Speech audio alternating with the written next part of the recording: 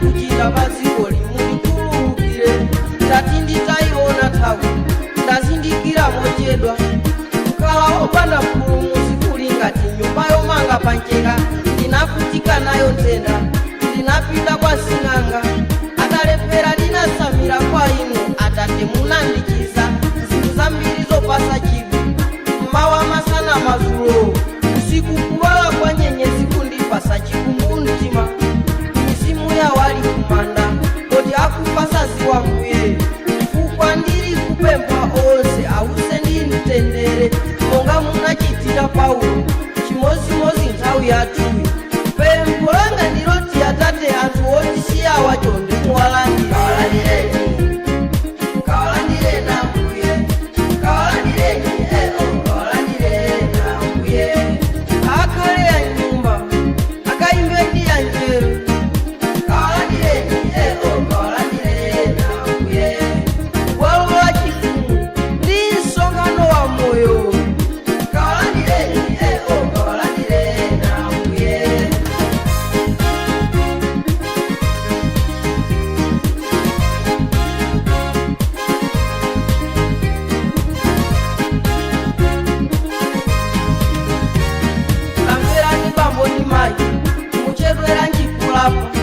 malemba akuti mulungu sakondwera ndifa yochimwayo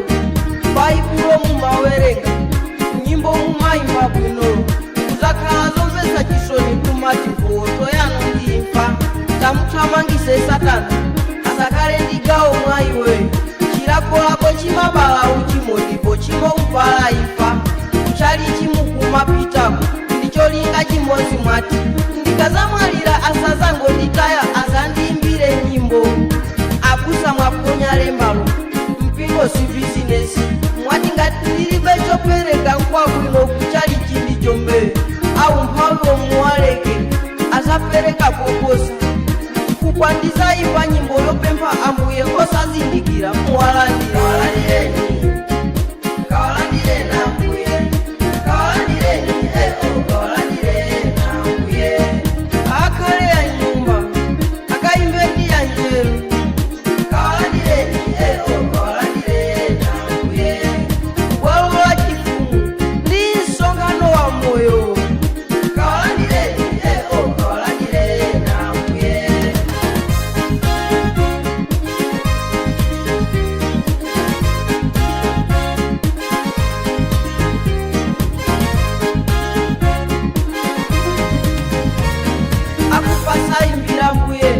angopita ndidumbo lawo